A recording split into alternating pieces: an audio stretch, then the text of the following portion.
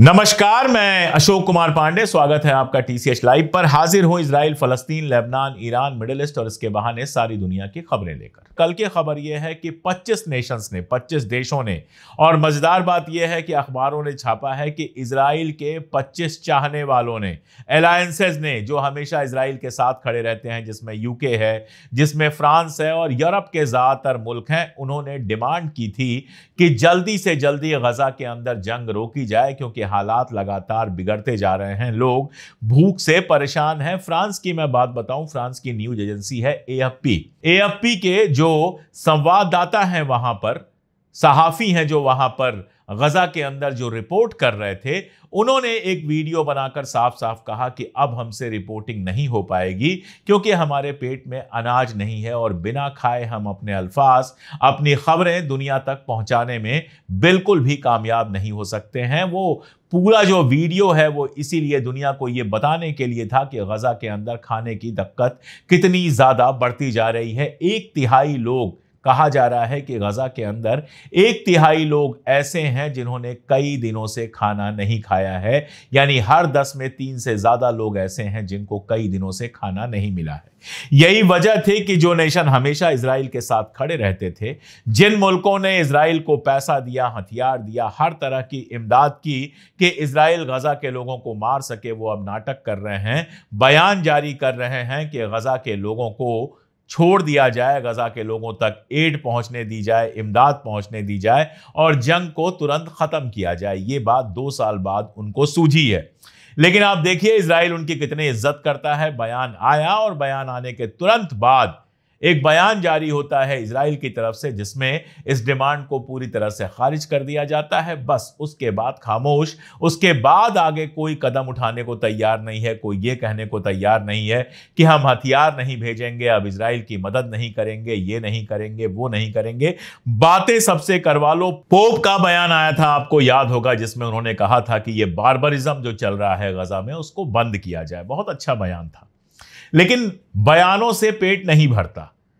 दुनिया के पास सब कुछ है। कोई हमारी तरह लगातार वीडियोस बना रहा है, कोई रिपोर्टिंग कर रहा है, कोई डिमांड कर रहा है, कोई जुलूस निकाल रहा है। अब आम लोग तो इतना ही कर सकते हैं, इससे ज्यादा कुछ कर नहीं सकते। लेकिन जो खास लोग हैं जैसे कि पोप, वो तो बयान से आगे बढ़ सकते हैं ना। उनसे डिमांड की गई है और जब सोशल मीडिया पर पोप का बयान आया तो लोगों ने उनसे डिमांड करनी शुरू की कि आप तो जहाज लेकर जा सकते हैं गजा में। अभी इजराइल की इतनी हिम्मत नहीं है कि वो पोप को गिरफ्तार करे या पोप के ऊपर गोली चला दे।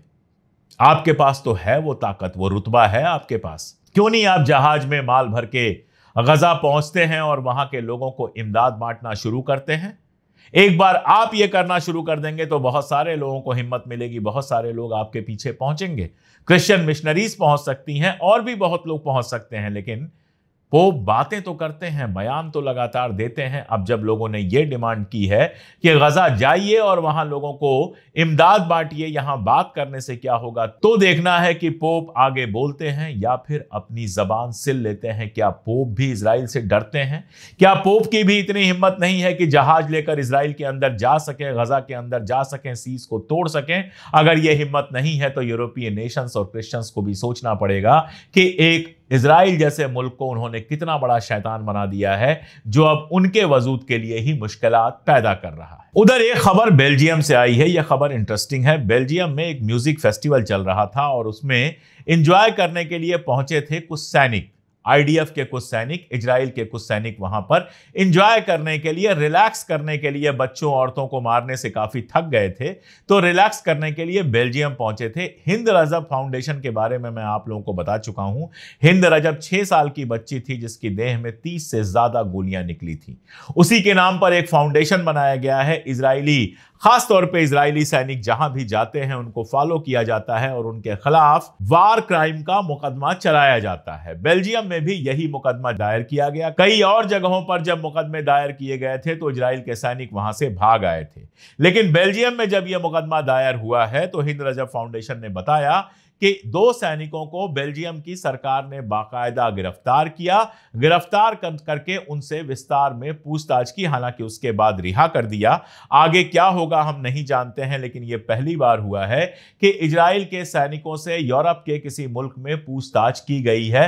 यकीन जानिए कि हिंद रजब फाउंडेशन जिस तरह से उनको फॉलो कर रहा है, उनकी खुद की हालत खराब है। कनाडा जैसा मुल्क जो शुरू में इजराइल के साथ पूरी तरह से खड़ा था, वहां पर लगातार जो ऐसे लोग हैं जो कनाडा के भी नागरिक हैं, इजराइल के भी नागरिक हैं और इजराइल की तरफ से लड़ने गए थे गजा में, वो लोग डरे हुए हैं कि अगर कनाडा लौट के जाएंगे तो हमारे ऊपर केस चल सकता है। हारिस की खबर है कि कनाडा मूल के जो सैनिक हैं जो इस समय इजराइल में हैं, उनका कहना है कि हमें वापस घर जाने से डर लगता है।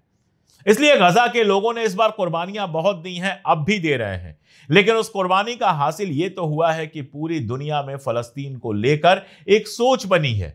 पूरी दुनिया में फलस्तीन के मसले पर लोग सामने आए हैं, लीगल कार्रवाइयां हो रही हैं। नेतन्याहू के खिलाफ अरेस्ट वारंट है, भले वो गिरफ्तार हो या ना हो। वापस लेने की अपील की गई थी, आईसीसी ने वापस लेने से भी मना कर दिया है। आज सितारे बुलंदी पर हैं तो नेतन्याहू पर उसका कोई असर नहीं है, लेकिन कल सितारे जब गर्दिश में जाएंगे तो नेतन्याहू उसी वारंट में किसी भी यूरोपीय मुल्क में, किसी भी दूसरे मुल्क में जो आईसीसी से जुड़ा हुआ है, गिरफ्तार हो सकता है। और कौन जाने हमारी इतने किस्मत हो कि अपनी जिंदगी में हम नेतन्याहू को जेल की हवा खाते भी देख सकें। खबरें और भी आई हैं। ट्रंप की जानिब से खबर आई है जिसमें कहा गया है कि ट्रंप को वो सीन देखकर बहुत खराब लग रहा है जिन सीन्स में इमदाद लेने के लिए लाइन लगाए हुए लोगों पर गोली चलाई जा रही है। अगर ट्रंप साहब को वाकई इतना बुरा लग रहा है तो इजराइल को रोक सकते हैं, और अगर ट्रंप इजराइल को नहीं रोक सकते हैं तो फिर तो सवाल उठाना पड़ेगा कि कौन किसका मातहत है। इजराइल अमेरिका का मातहत है या अमेरिका अब इजराइल का मातहत हो गया है, यह सवाल उठाना पड़ेगा। लेकिन फिर भी ट्रंप के इस बयान के मानी है। देखिए, बयान जो आते हैं उनके अपने मानी होते हैं। सीरिया के मसले पर बिल्कुल ट्रंप का जो बयान आया, डायरेक्ट बयान नहीं था, इनडायरेक्ट बयान था, लेकिन यह बयान आया कि अमेरिका नाराज था सीरिया पर जिस तरह से हमला हुआ और उसने इजराइल को रोका। यह मैंने कल आपको बताया था।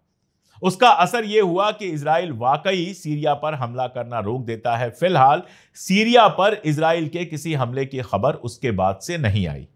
अब अगर ट्रंप ने पहली बार यह कहा है कि जो लोग इमदाद ले रहे हैं लाइन लगा के, उनके ऊपर गोलियां चलने के जो सीन आ रहे हैं वो सीन मुझे अच्छे नहीं लग रहे हैं, तो इसका मतलब है कि इजराइल के ऊपर लगातार सीज फायर के लिए प्रेशर बनाया जा रहा है। एक टेंशन यहां पर, एक चिंता यहां पर यह भी है कि हमास सीज फायर को एक्सेप्ट क्यों नहीं कर रहा है।